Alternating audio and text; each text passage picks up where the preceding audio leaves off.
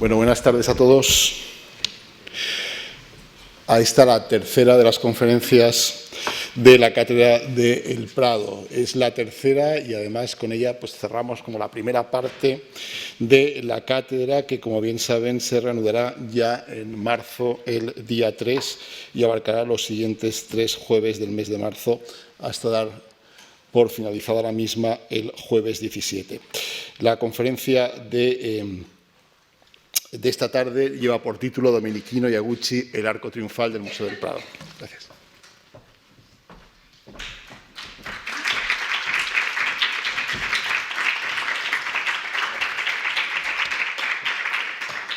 Thank you very much, Miguel, and thank you all for coming. This is, of course, the third in the series of 6 lectures, but it's the last in this first group, so I look forward very much to seeing you all again in March. Before I begin, I'd also just like to say a couple of thank yous. Dar las gracias One of them a algunas personas.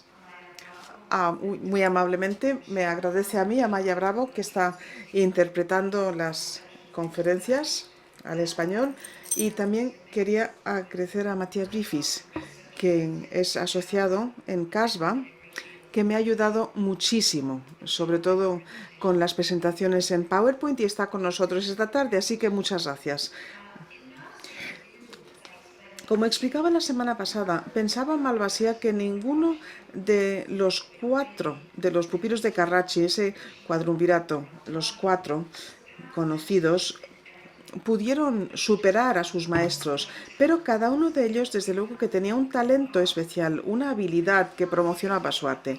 Así era Malvasia al plantearse ser moderadamente moderno, insistiendo que las nuevas generaciones no se veían limitadas por los logros de sus predecesores. Es más, si los miembros de la escuela de Carracci estaban sobre los hombros de gigantes, los superaban de distintas formas. Dicho esto, no cabe la menor duda de que, como hemos dicho, Malvasia percibía a Guido Reni como el mayor de los 4 pintores, a pesar de la tragedia existencial de la ludopatía que dominó verdaderamente la segunda parte de la vida del mismo. Domenico Zampieri, conocido como Domenichino desde que nació, o sea, el pequeño Domenico, que es en quien me voy a centrar esta tarde, representa un caso muy distinto.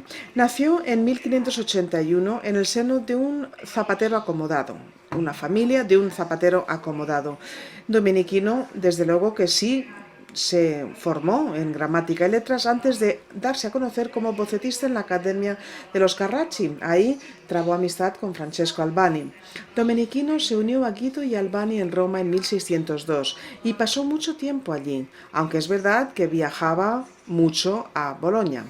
Entre 1631 y 1641, que es el año en el que fallece probablemente envenenado, estaba trabajando en la Nápoles virreinal. Entonces, Malvasia, nacido en 1616, no llegó a conocerle y tuvo que fiarse de otros, a menudo las declaraciones hostiles de otros artistas, pero también de la viuda de Domenichino, Marsibilia, que volvió a Bolonia tras la muerte del artista. Esta ambivalencia acerca de Domenichino se expresa en una serie de comparaciones directas para con Guido. No son necesariamente originales suyos. Un primer enfrentamiento proporcionó el material para una anécdota crítica que sería repetida a lo largo de los siglos. Alrededor de 1608, el cardenal Scipione Borghese le encarga a Reni que decore el oratorio di Sant'Andrea al Cielo en Roma, y Guido invita a Domenichino. Estas escenas en los largos muros laterales del edificio estrecho fueron concebidas en principio como tapices colgantes ficticios, es decir, como si estuvieran suspendidas del techo. Y Domenichino probablemente fue el responsable del diseño de estos elementos arquitectónicos postizos. Guido, encargado, pintó esta escena de El martirio de San Andrés a la izquierda, y Domenichino fue quien pintó la flagelación de San Andrés a la derecha. Esta oposición física hace que sea inevitable comparar e incluso discutir acerca de las dos obras, porque allá por el 1600 la crítica del arte cada vez más se llevaba a cabo en debates públicos en las iglesias de Roma y no solamente en las galerías y palacios. Y la verdad es que es una lástima que se tengan que ver estos frescos tan degradados, que han sido restaurados, es cierto, pero desde luego que han sufrido muchísimos daños a lo largo de los siglos. Cuentan, primero, Giovanni Antonio Massani, en una obra de 1646, la historia de los frescos de San Andrea. Es esta publicación de grabados, centrándose en los dibujos de Annibale Carracci, de vendedores ambulantes. Le pregunta el literato, posiblemente Giovan Battista Agucci, de quien vamos a oír hablar, le pregunta, como digo, Agucci, ¿cuál de las dos obras tiene más éxito? Y Annibale le dice que solamente pudo decidirlo tras oír a una vieja, la Vecchiarella, que es, como se conoce la anécdota, que había venido a ver los frescos con una niña. Observó con mucho interés una composición, la de Guido, para admirarla. En italiano se dice mirare, admirar es mirare, y no dijo ni una palabra, pero al darse la vuelta y ver el otro muro, le decía a la niña, mira, mira, este hombre hace esto y este hace esto otro, y señalaba con el dedo las acciones que describía y le explicaba a la niña lo que se estaba viendo. La niña encantada, claro. Y así, dice Annibale, entendemos cómo aprendí cuál de los dos pintores expresaba las emociones con más pasión y quién explicaba más claramente la historia. Bueno, pues esto que dicen de la Vecchiarella encaja con estas ideas contrarreformistas que se remiten a las imágenes como Biblia del analfabeto, pero también se dirigía a un público más sofisticado, más crítico, interesado en definir el objetivo de la pintura en términos retóricos como algo que permite persuadir, enseñar, satisfacer. El leer la composición, como hace la Vecchiarella en el caso de estos frescos de Domenichino, en vez de sencillamente admirarlo, impresionado por la belleza, como dicen que le pasó con la de Guido, de alguna forma diferencia una observación inteligente que se asocia con las teorías de la pintura histórica descritas por críticos de la talla de Giovan Battista Agucci, de nuevo, muy importante esta noche, Giovan Pietro Bellori y miembros de la Academia Francesa. Estamos hablando, claro, de el principio de los tableaux históricos. Esto lo resume Giambattista Passeri, pupilo de Domenichino, que dice: la percepción sensorial vía el ojo, que satisface la vista, y a través del oído, que satisface porque se comprende lo que se ha dicho, no son suficientes si el intelecto no apoya, no avala con un reconocimiento perfecto apoyado en un conocimiento científico. Fin de cita. Passeri veía que ambas escenas eran extraordinarias, pero la anécdota sobrevive y divide a los críticos en campos. Uno que defiende la belleza, la vaguezza, el atractivo guídico de Guido. Y, por otra parte, lo persuasivo que son los efectos dramáticos, los gestos y los elementos de una tragedia aristotélica clásica como la presenta Domenichino. Malvasia también decía que cada respuesta era la idónea para las distintas historias, una adoración y júbilo y la otra un acto de tremenda crueldad. Una opinión más decisiva por parte de Malvasia la vemos en su vida de Domenichino, tras una crítica de otra obra, que es Santa Cecilia reparte sus bienes a los pobres, que está en San Luigi dei Francesi. Aquí apreciamos la capilla con esta copia de Santa Cecilia encima del altar y este fresco lateral.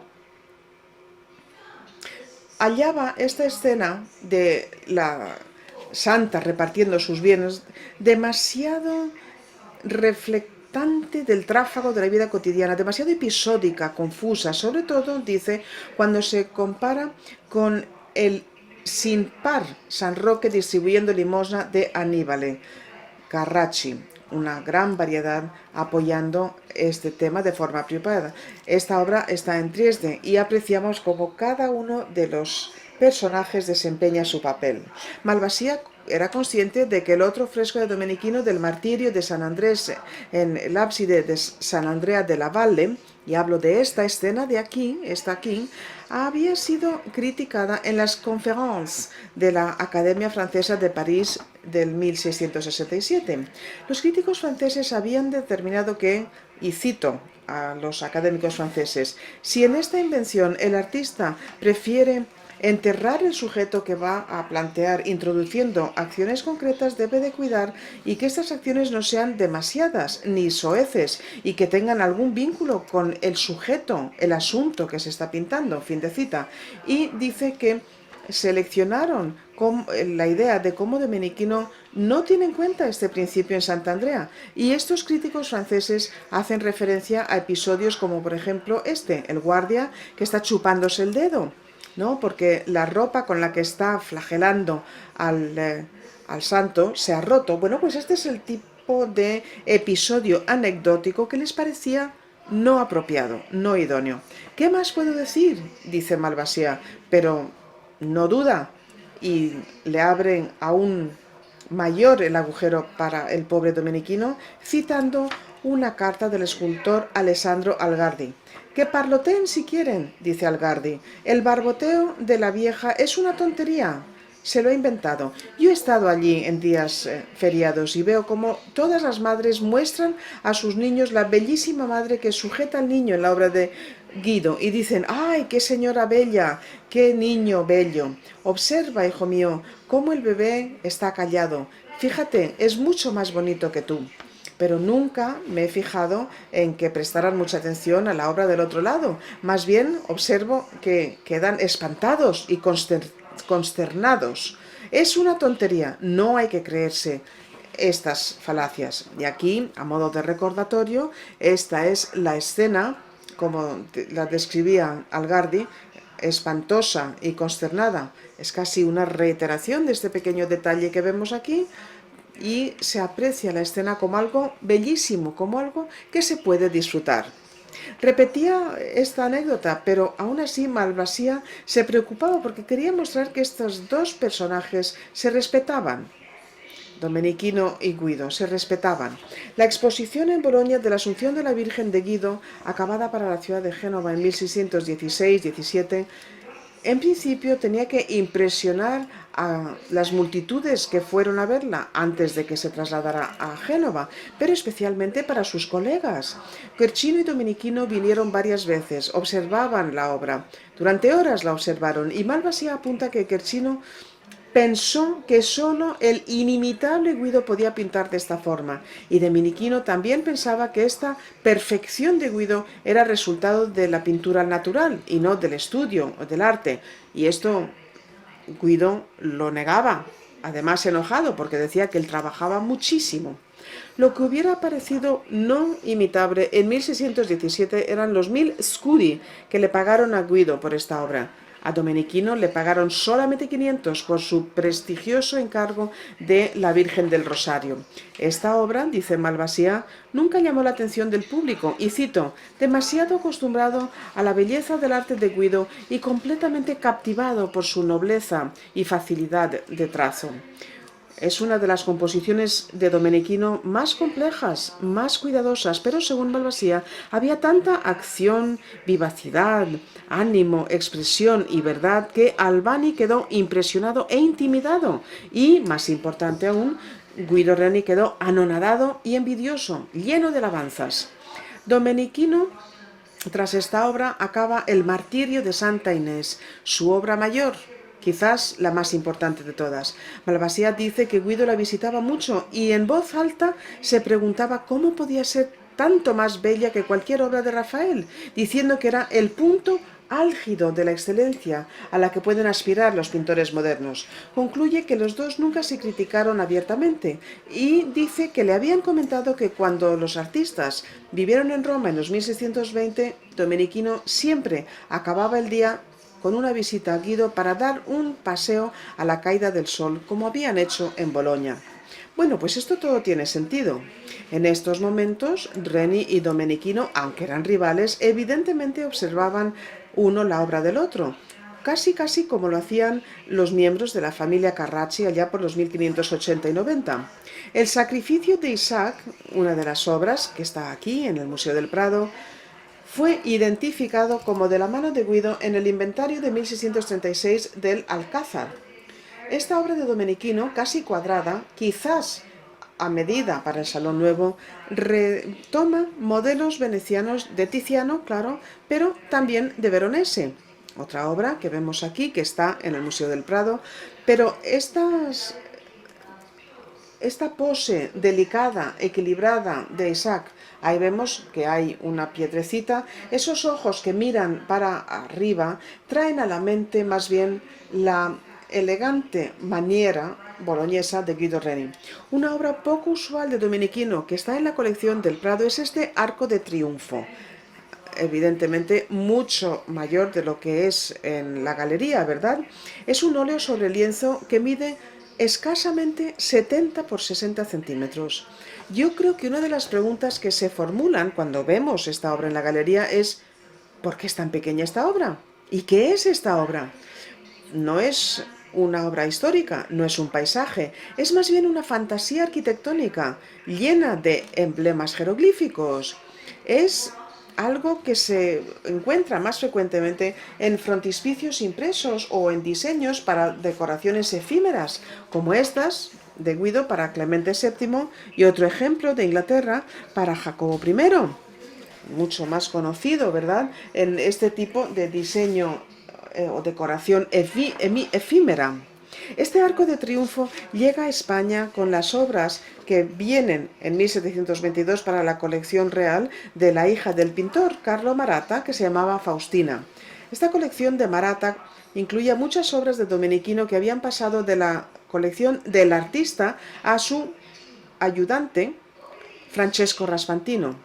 Lo que vemos en el arco mismo, lo vamos a ver en detalle ahora dentro de unos minutos, es una inscripción que lo dedica a Giovan Battista Agucci, al patrón, al santo patrón de Giovan Battista Agucci. Nos trae a la mente el contexto original de este Arco de Triunfo y la obra sigue siendo un enigma, otro ejemplo de una obra importante que necesita ser estudiada. Los hermanos Agucci, Girolamo y Giovan Battista, eran de quienes más apoyaban a los artistas boloñeses en Roma hacia fin de siglo. Giovan Battista era muy amigo de Annibale Carracci y de hecho le administró los santos óleos en el lecho de muerte en 1609. Annibale, a su vez, animó a los Agucci para que apoyaran a Domenichino. Impresionó al cardenal Gerolamo con su Liberación de San Pedro, una obra que lamentablemente se quedó destrozada en la Segunda Guerra Mundial, de hecho desapareció tras unos bombardeos, así que esto es lo que nos queda, pero Domenichino, tras pintarlo, fue acogido por la casa y pintó, o retrató más bien, al cardenal. También hay frescos de la vida de San Jerónimo, que es la iglesia titular de Jerónimo, antes de su fallecimiento en abril de 1605. Aquí vemos frescos poco conocidos que también han sufrido muchísimo, pero que bien vale la pena una visita si puede uno ir a Roma.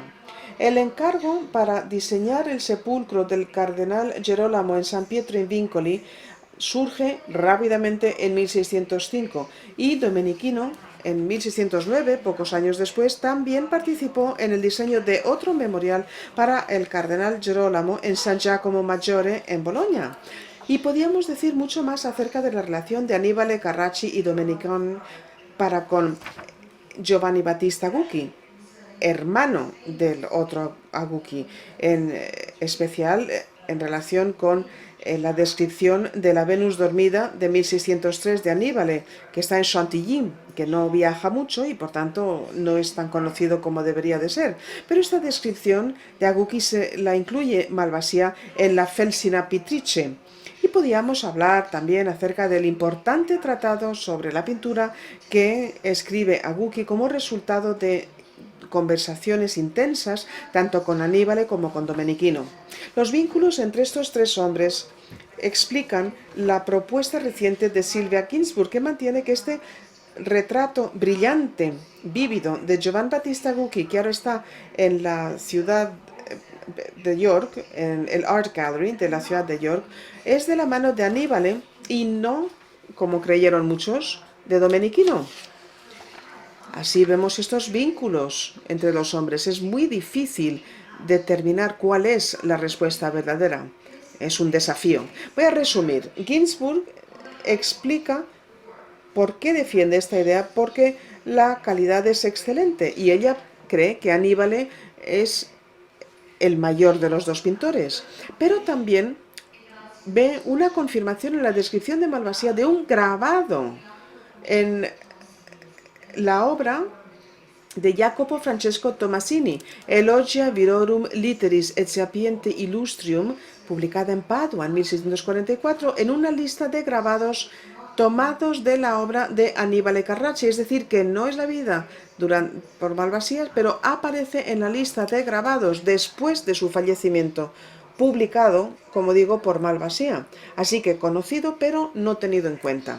Este grabado que vemos a la izquierda, añade Malvasia, fue reproducida como grabado por Van Otteren, un artista flamenco poco conocido que trabajaba en Venecia y se incluye en la obra Memorie imprese e ritratti de signori accademici celati de Valerio Zani, publicada en Bolonia en 1672. La obra de Tomasini existe, como apunta Ginsburg, y hay dos versiones. Una nos muestra a Aguki que sujeta la hoja, el folio de papel, en ambas manos, y en esta otra le vemos cómo la sujeta con una mano. Ambos se encuentran en distintas reproducciones o copias de la edición de 1644. Y por supuesto, el ejemplo de él sujetando con dos manos la hoja es el modelo que utiliza Van Otteren. Esto es lo que entiende Malvasia. La obra efectivamente parece que ha sido recortada. Y lo vemos aquí claramente. En un momento había más brazo. Lo siento, está en espejo. Pero bueno, se vería más y parece que sí que se ha recortado. Parece. Y luego las radiografías nos muestran que Aguki en algún momento sujetaba una pluma en la mano derecha y que esta obra nos mostraría antes un papel menor. Es una radiografía muy antigua, no es la fotografía entera, pero sería interesante revisitar esta evidencia técnica. Y Malvasia además dice que Aguki lleva una prenda que veremos en todas las obras. Esta prenda es una zimarra, es una prenda que se lleva dentro de la casa y nos mira y tiene una carta en las manos. Dice literalmente, teniendo una lettera con ambe le mani.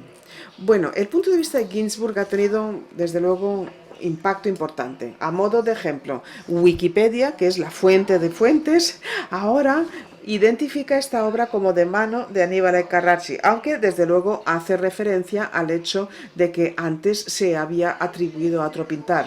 Yo creo que podemos defender la autoría de Domenichino, no obstante, tanto por conocimientos expertos y también en función de unos nuevos hechos, incluyendo evidencias de que a principios de los 1650, en Roma al menos, esta obra se daba por supuesto era de Domenichino. En la Bolonia del 18, Pietro Ercole Fava y Marcello Oretti ambos atribuyen la obra a Domenichino. Y en la edición de 1841 de Malvasia, el editor apunta, y cito, que artistas cultos dan por supuesto que es de Domenichino y añade que está en manos de una familia.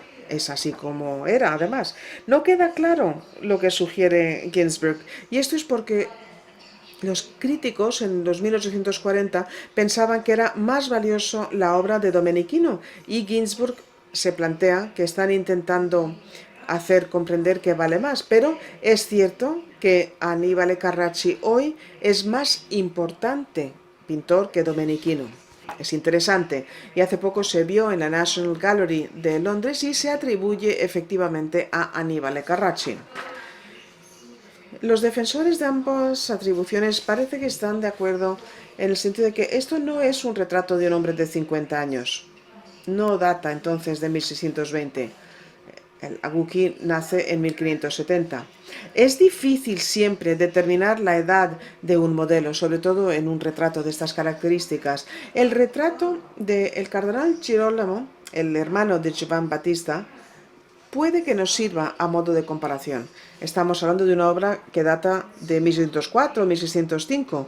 Poco después de ser nombrado cardenal, Aguqui falleció agotado y tenía 50 años. Pero estos dos retratos son muy distintos en su naturaleza. Buscamos paralelos en otros retratos, sean de Aníbal o de Domenichino, pero no es fácil encontrarlos. Los grandes retratos y dibujos de retratos como estos de Aníbal Carracci, aquí vemos obra que está en 3D del gran músico Giulio Mascarone. Como digo, estos grandes retratos están fechados, pero son décadas anteriores, 1590. Los retratos de Domenichino son muy pocos. Desde luego hay poco vínculo con el muy formal retrato de Cardenal Jean de Boncy de 1615 o un retrato más sencillo de Paolo Spada, de más o menos de esas fechas, que, por cierto, son atribuciones poco ciertas. Domenichino no retrató a muchos modelos y por tanto creo que tenemos que echar un vistazo a personajes en otros encargos de estos primeros décadas. Por ejemplo, estas maravillosas figuras de los santos en los frescos de Gratoferrata. Hemos visto detalle de uno a la izquierda, pero cada uno se retrata de forma individual. También podemos echar un vistazo a los discípulos en esta maravillosa comunión de San Jerónimo que vimos en la primera de las ponencias. Cada una de las personas es una persona individual y el retrato es muy contemporáneo. Y también diría que sobre todo las ninfas, aún idealizadas en esta obra maestra que es La caza de Diana, que está en la Galería Borghese, echamos un vistazo a estas figuras y apreciamos las habilidades de Domenichino a la hora de plantear un retrato vívido, desarrollado, claro, gracias a sus estudios con los Carracci. Y en el campo de Domenichino está el inglés Aidan Weston Lewis, que propone una fecha para el retrato de York de más o menos 1610, calculando entonces que Aguqui tendría unos 40 años. Y dice, esta intensidad insistente, casi incómoda de la mirada de Aguqui no es muy de la mano de Aníbal. El italiano Stefano Pierguidi observa otra cosa importante, y es que esto no solamente no es un retrato oficial, sino que es más bien un documento muy personal de una amistad que une a Giovanni Battista Aguqui y su pintor Domenichino, dice Pierguidi, y fecha la obra a más o menos 1604. En el pasado, la yuxtaposición de esta mirada brillante de Aguqui y el gran espacio blanco del papel que tiene entre las manos ha dado a entender que quizás este retrato hace referencia a su cargo, secretario dei Brevi, para el Papa Gregorio XV, que tuvo un papado cortísimo de 1621-23, o quizás el papel más importante de nuncio para Urbano VIII en Venecia, empezando en 1623. E incluso hay quien dice que el pentimento en el tamaño de la hoja, del folio, puede indicar un cambio en el cargo. Hay que ver los historiadores cómo se les ocurren las cosas, ¿verdad? Pero ahí le tenemos con documentos oficiales, no como pendolista. Pero Aguqui aquí no aparece como oficial, no. Nos está mirando, emocionado, con su zimarra de andar por casa. Una comparación útil sería el doble retrato de Tiziano de Georges d'Armagnac, obispo de Rodez, con su secretario. Están ocupados en el típico de actividad oficial que se plantearía Aguqui en Venecia. Y el mismo retrato de la misma artista en San Francisco ahora, de un hombre vestido también en un zimarra y portando una carta dirigida a Tiziano, dirigida a su amico singulare, su amigo especial. Este modelo nos mira, pero menos intensamente que Aguqui, así como el modelo en esta obra posterior de Moroni, Venecia, ¿verdad? Y aquí nos tenemos que plantear este tipo de retrato, pero el abordaje informal es el mismo. Estamos retratando a un amigo. Así que estoy intentando categorizar estas obras como retratos más íntimos. En 1602, Aguchi se dirigió a Dolcini, su amigo en Bolonia, y le dijo que Annibale Carracci iba a estar demasiado ocupado trabajando para los príncipes y sus defensores cuando volviera a Roma.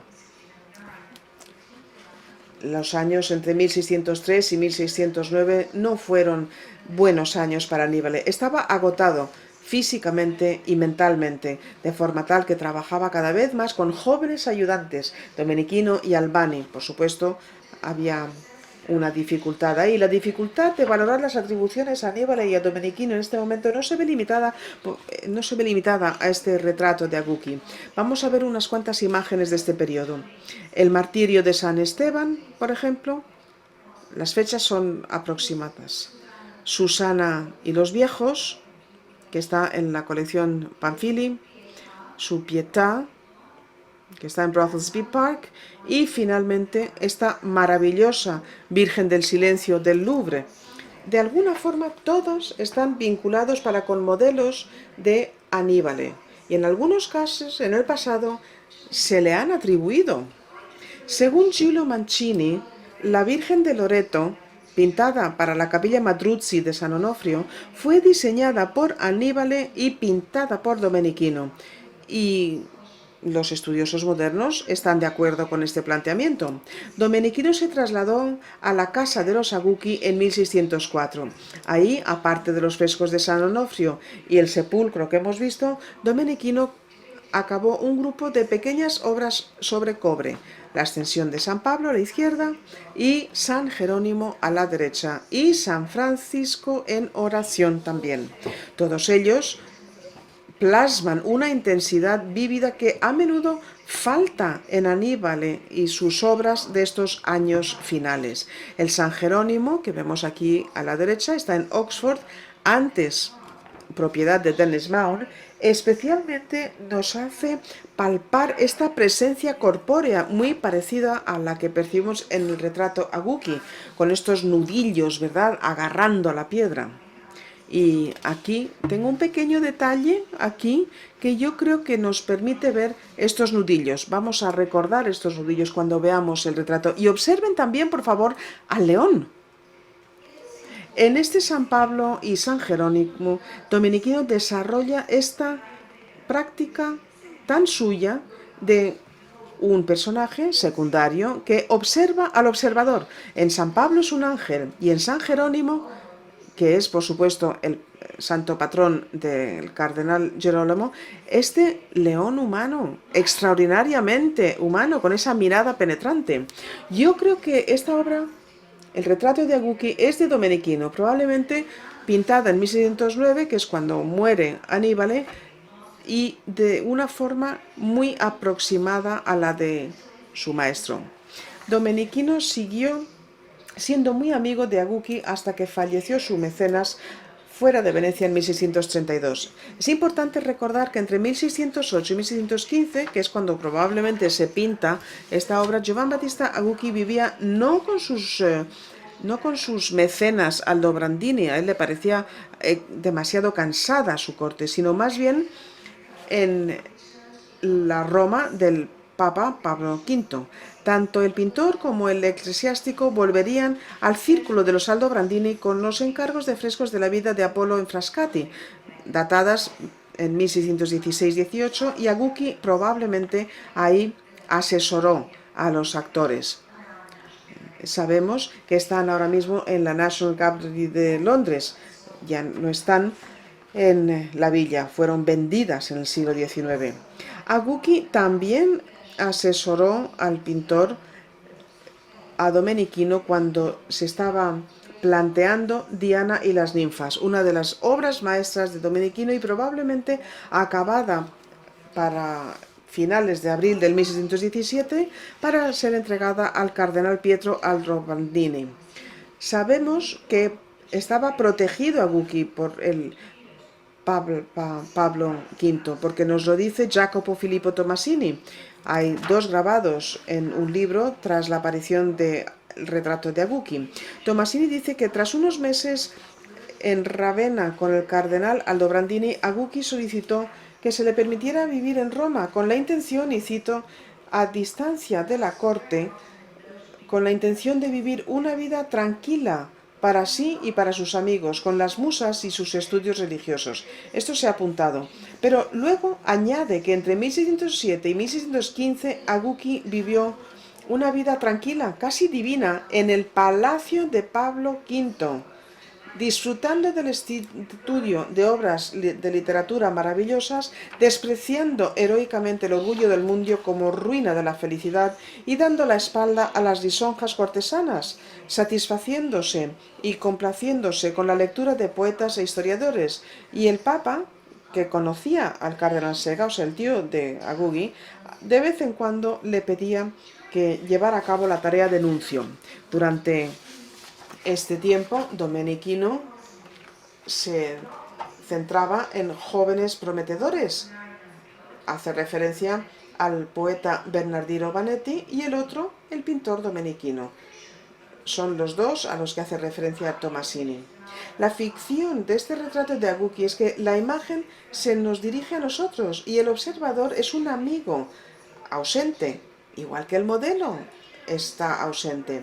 Domenichino mismo sería probablemente el candidato para ser el observado por Aguki con esta mirada penetrante, aunque también podemos imaginarnos que fuera Bartolomeo Dulcini, porque él era el corresponsal en Bolonia de Aguki en relación con estos asuntos artísticos. Y quizás el intercambio mejor conocido entre Aguki y Dulcini tiene que ver con la descripción de Herminia se refugia con los pastores, pintada por Carracci, Ludovico Carracci en Bolonia, para Aguki en Roma, 1602-1603, recientemente descubierto o redescubierto en España, y espero poder verlo en San Ildefonso. La correspondencia nos hace comprender el interés apasionado de Aguki, esta pasión por determinar cuál es la relación entre la escritura, sea poesía, historia o descripciones, y la obra pictórica. En 1602, Aguki, Dolcini y Ludovico Carracci participan en lo que se llaman experimentos en traslación intersemiótica. Esta Herminia y los pastores se basaba en una descripción de Aguki de la escena como la describe Tasso en Gerusalemme Liberata, como si fuera una pintura. Aguki pudo valorar los resultados cuando la obra llegó a Roma desde Bolonia. La descripción de Aguki de la Venus dormida de Aníbal, que publicó Malvasia, empieza con un comentario del escritor que dice que desea poder dibujar una copia del original, pero no lo describe ampliamente. En teoría de sus apuntes tomados visto la obra, es decir, recordando la obra, con interpelaciones retóricas acerca de lo difícil que es describir la belleza de Venus, y se lo envía a Ludovico en Bolonia. Ludovico, o uno de sus ayudantes, dibuja en función de esta descripción y se lo envía a Aguki para que lo compare con la obra de Aníbal. Estos experimentos son una forma inicial de arte postal que aprovechan el uso de la distancia y de la ausencia para valorar la capacidad de las palabras en lo que es la inspiración y la inmediatez y la enargueia de una obra. Este papel, este folio que tiene Aguki en la mano, está en blanco. No lee, no escribe, pero mira con esta mirada intensa que siempre se ha comentado. Aquí podemos comparar con una obra que se le atribuye a Pietro Faccini, de Virginio Guicciardini, que sujeta también una carta con una dirección. Esta comparación es interesante. Vemos que aquí hay un papel, como si fuera para la dirección, pero no hay nada escrito en esta hoja fulgurante. Aguki era hombre de su tiempo, así que apasionado con los juegos de palabras hábiles, sobre todo juegos de palabras que jugaran con su nombre. Y su emblema, el alción, con su moto Inquieto quies, es decir, quiero distanciarme, quiero vivir una vida tranquila, lo asocia con el hecho de que el alción hace el nido con las espinas de los pescados, con las aguquia o agulla, una aguja, aguki como aguja, que puede ser utilizado como plumilla. Malvasia publica la poesía de Bonaventura Rossi, alabando la obra de Aníbal y la descripción de Aguki, y hace referencia a Venus, que para que sea más colorida, y hace referencia a la sangre, resulta del pinchazo de una espina, y que Aguki desea repetirlo con una aguja, aku. Otra poesía dice que a Venus una vez le perforan, una vez el pincel y otra vez aguki. Y aquí vemos esta poesía, una referencia al ago y al hecho de que el aku, la aguja, efectivamente pincha. La extensión, la descripción de estas poesías en la edición de 1678 de Malvasia nos muestra la plumilla y el pincel, aparecen ahí, cruzadas, con la inscripción alternante viques. Derivamos de Charles-Alphonse Dufresnoy, que cita a Horacio en referencia con las artes hermanas. Pero a Aguki le interesaba más el contrasto, el paragone de ambas artes. Él, en sus experimentos, querían ver qué podía lograr cada cual. Al comentar la obra de Aguki, en la descripción que hace de la Venus dormida, cita a Tasso, concluyendo la descripción diciendo que efectivamente se llega a la entrada del pabellón de Armida, cita a Tasso, diciendo: podríamos pensar que estaban vivos, aunque no fuera porque no hablan, pero si crees lo que ves con tus ojos, piensas que están vivos. Así que lo que consigue Domenichino en este retrato fantástico, el observador cree lo que ve en sus ojos y lo que ve es una persona viva. Decide no hacer referencia a la plumilla o péndola, al ago, y Domenichini entonces da más fuerza visual al papel blanco. No es una carta, no es una descripción, no es un dibujo, es una tabula rasa pintada, de forma tal que la pluma queda trascendida, queda superada por los ojos de Aguki, que tienen una agudeza visual penetrante. Este concetto arguto, como todas estas imágenes complejas de ver y disparar en la caza de Diana, tiene que ver con el ver claramente, el penetrar con la mirada, la esencia de Aguki. Para quienes no conocen esta obra, las ninfas están efectivamente disparando y consigue atravesar. Otros se dan la vuelta, señalan a sus ojos, señalan lo que está sucediendo y, por supuesto, los pastores están diciendo que no se haga nada de ruido porque todo depende de la vista. Así que, como pasa en la caza, no hemos de olvidarnos el papel primordial del pintor Domenichino, amigo de Aguki. Vemos que es su creación, y más allá de este golpe brillante de Aguki con una hoja en blanco, pero con esa penetrante mirada que nos mira a nosotros, Domenichino también consigue este efecto de naturalidad total. Este modelo está vivo. La acuta o aguzza vista, potenza visiva, supera la descripción verbal y, con suerte, supera los efectos del tiempo. Casi todos los críticos han señalado la intensidad de la mirada de Aguki, la llamativa informalidad de la obra, lo importante que es la hoja de papel, pero sin comprender que representan el sentido mismo de este retrato del amigo de Domenichino, tan importante para el sujeto como el modelo, y también anticipa los autorretratos posteriores de Poussin con sus amigos Chanteloup y Pointel, y Domenichino establece o crea más bien un diálogo con su modelo.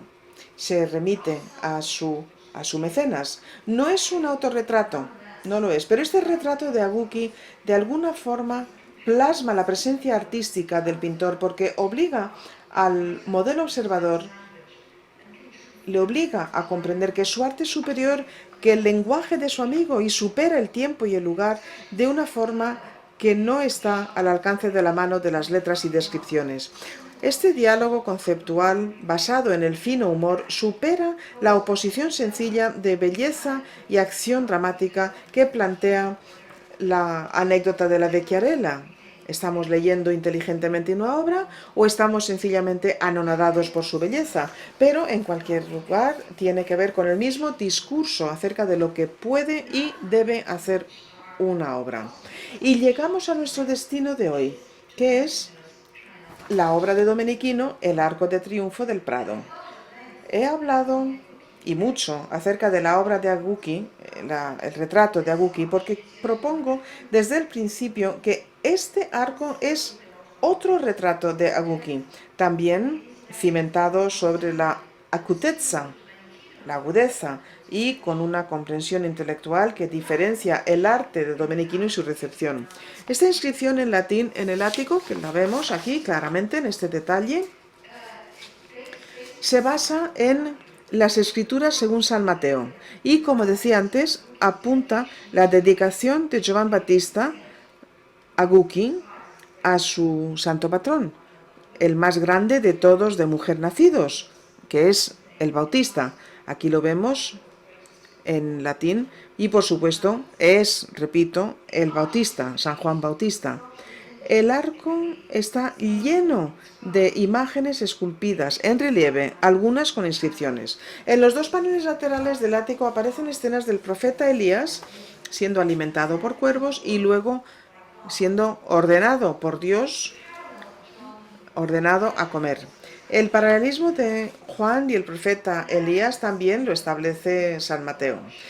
En las escenas ovales inferiores vemos a la izquierda a San Juan visitado por un ángel y a la derecha Dios Todopoderoso señalándole al Espíritu Santo, dándole a entender a Juan cuál va a ser su misión.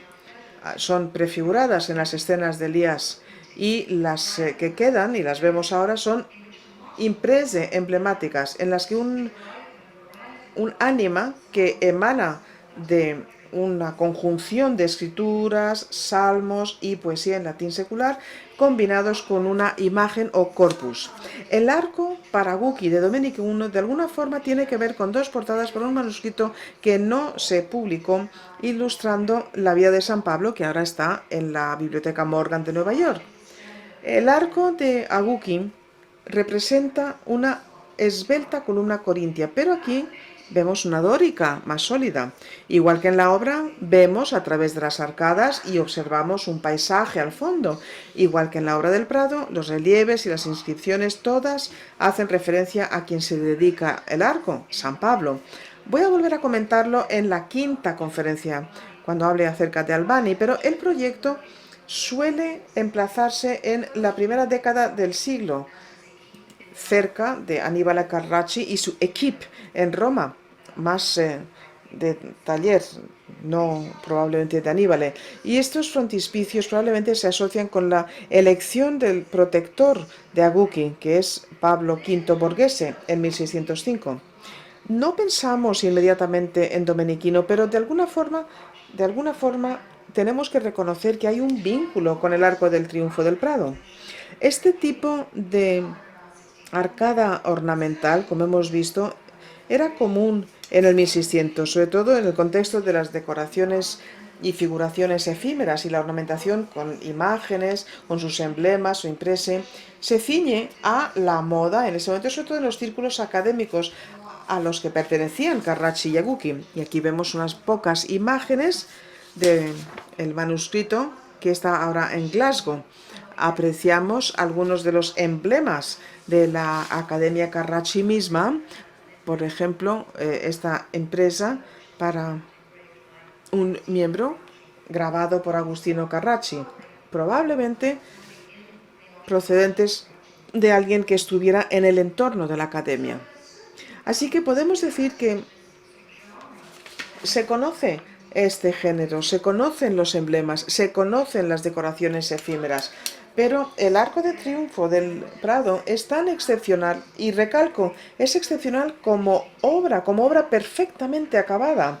Y el vínculo entre el mecenas y el pintor es tan especial que se distingue del género convencional al que también sin duda pertenece. Domenichino era apasionado de la arquitectura y de hecho en un momento dado dijo que estaba tan cansado de que le atacaran sus enemigos que dijo, ¿por qué no haber sido arquitecto en vez de pintor? Esta ambición que expresó en público parece que removió lo agrio entre sus rivales en Bolonia, que además le señalaron que no tenían ni idea de asuntos arquitectónicos. Surge una oportunidad excepcional en 1621 cuando a Domenichino se le nombra arquitecto de San Pedro por Gregorio XV, oportunidad que se desvaneció cuando fallece su santidad en 1623. Pero Domenichino sí que pudo compartir su devoción para con la arquitectura en la tradición de Vitruvio y Rafael muy directamente con Giovanni Battista Gucci. El sepulcro para el cardenal Jerónimo, que hemos visto y que data de 1605 más o menos, fue el primer proyecto arquitectónico del artista y es de por sí un a modo de arco de triunfo. También ahí se encargó de la talla de las cabezas de carnero y por supuesto pintó el retrato del cardenal en el óvalo superior. Los intereses arquitectónicos de Domenichino siguieron siendo apreciados tanto en lo práctico como en lo teórico en la década de los 1620. Ahí estaba Aguki estudiando matemáticas y arquitectura en una villa en el Brenta. Pero el diálogo más cercano llega en 1609 cuando los amigos planifican el memorial para el cardenal Girolamo Aguki en la capilla de familia de San Giacomo Maggiore de Bolonia. Este proyecto también necesitaba de un arco de triunfo. Malvasia publica 6 cartas seguidas de Aguki como vía para establecer las credenciales de Domenichino como arquitecto ante los ataques de los enemigos. Domenichino en ese momento iba y venía de Roma a Grottaferrata y el proceso de refinar el diseño vía epistolar no fue fácil. Las cartas incluyen los informes de Aguki acerca de los puntos de vista de Domenichino en cuanto a trasdos y columnas, relieves históricos y el uso de decoración de yeso. Aguki temía que el yeso se rompería, pero Domenichino insistía que las cosas grandes y bellas deben de ser perfeccionadas por ornamentos sin tener en cuenta las vicisitudes del azar.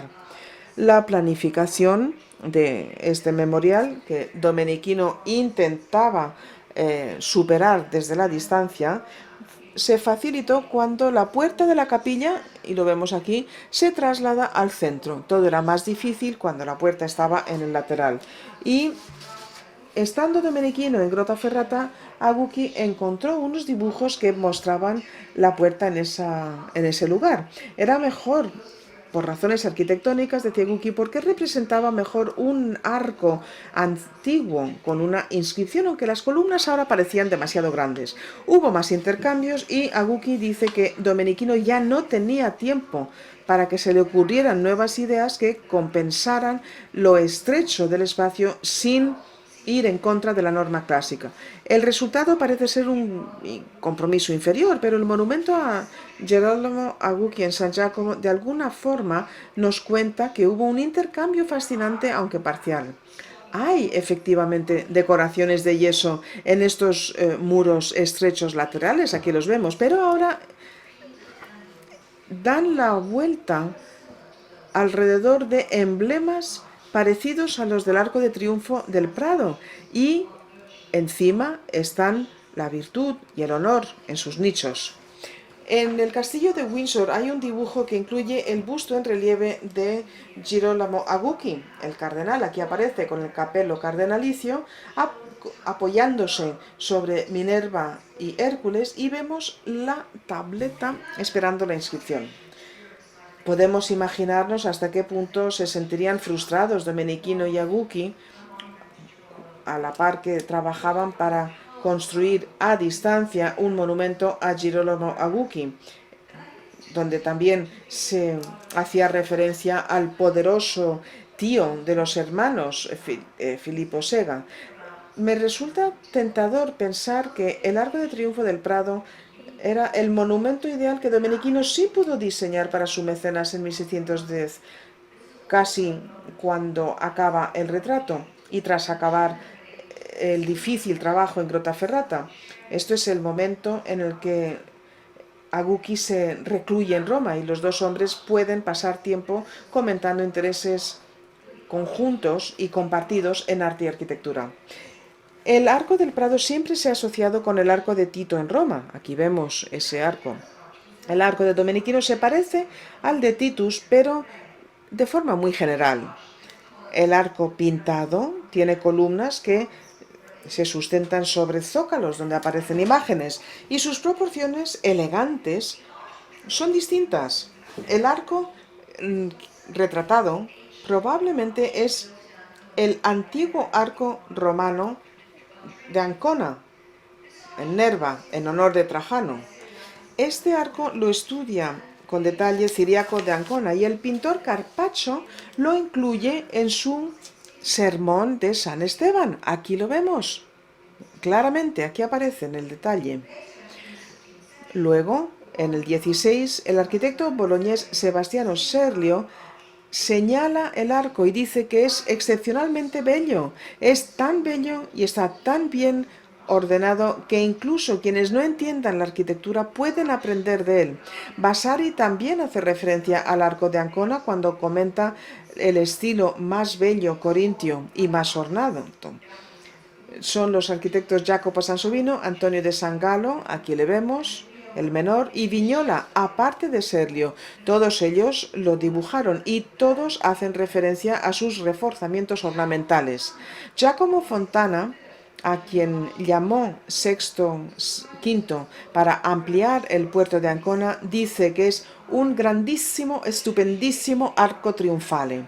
Esta apreciación era equiparable a la preocupación por sus cuidados. En 1601, tras esfuerzos parciales, la comuna de Ancona instruye la reparación del arco y crea un cuerpo especial de deputati para garantizar que va a sobrevivir y así se podría dibujar muchas veces durante siglos, empezando por Piranesi y acabando en el siglo XX con Bartlett.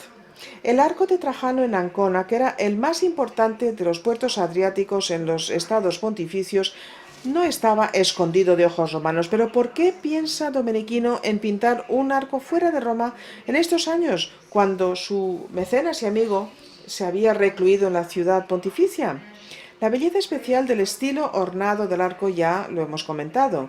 Las grandes y nobles cosas deben de ser perfeccionadas por la ornamentación, sin tener en cuenta las vicisitudes del azar, había dicho Aguki, citando a Domenichino. Aquellos quienes dan por supuesto que este es el arco de Tito en Roma no acaban de entender este paisaje frondoso, aunque es el tipo de paisaje bucólico que caracterizaba a Domenichino. Aquí vemos el pastor con su rebaño. A la izquierda hace referencia a la iconografía del Bautista y hace por tanto referencia al nombre de Giambattista Aguki. Más allá hay un camino. Se aproximan unos personajes pequeños pero diferentes. Un hombre que lleva un ropaje oriental, así en general, con su turbante, y señalando a un monje en hábito marrón. El puerto de Ancona daba a Dalmacia y al Adriático oriental. Eso explica la figura con el turbante, y esto es un elemento convencional en otras representaciones románticas de esta misma escena.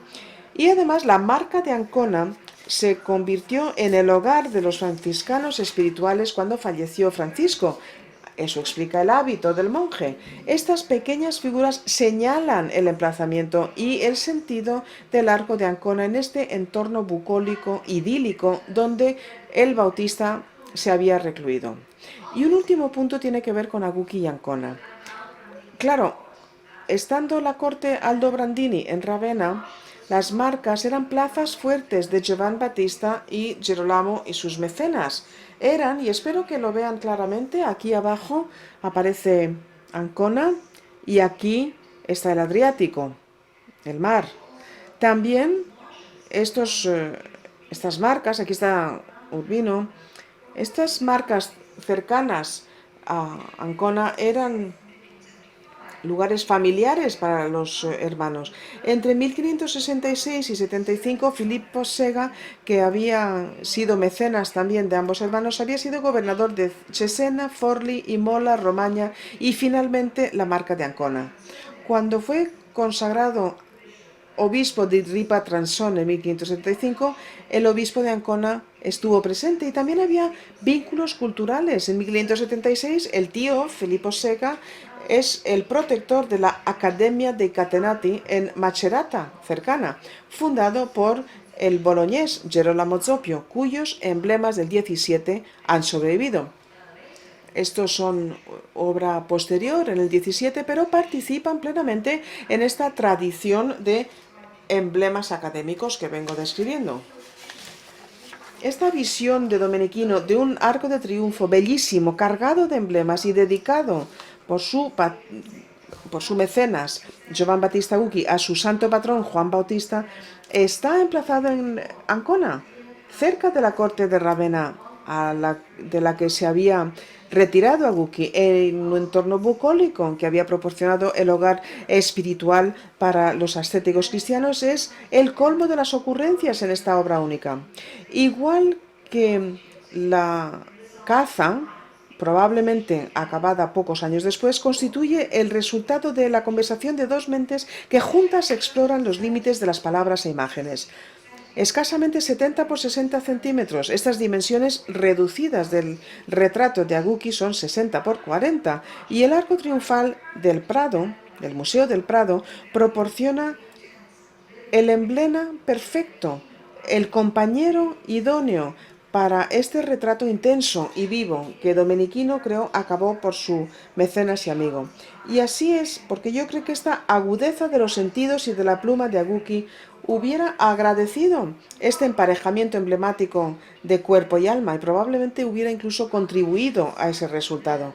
A diferencia de las dos caras de una medalla, y ahí es donde toman inspiración, estos emparejamientos de tapas emblemáticas, de retratos emblemáticos, antaño populares, no sobreviven y pocas veces juntos. Es muy difícil tener conocimiento cierto de su relación original. Un ejemplo extraordinario es el retrato de Lorenzo Lotto de Bernardo de Rossi, obispo de Treviso, que estuvo en la colección Farnese en Parma en tiempos de Domenichino, y su tapa, la alegoría de la virtud y el vicio, que ahora está en la National Gallery de Londres. Aquí vemos, por tanto, el cuerpo vivo, ¿no?, del retratado, y aquí la tapa o frontispicio emblemático.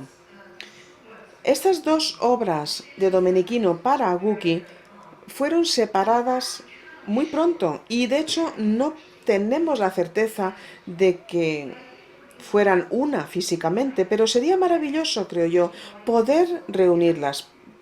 Estaría muy bien poder conjugar el cuerpo y el alma. Que lo hagamos en York o en Madrid o mejor aún en ambos sitios. Muchas gracias.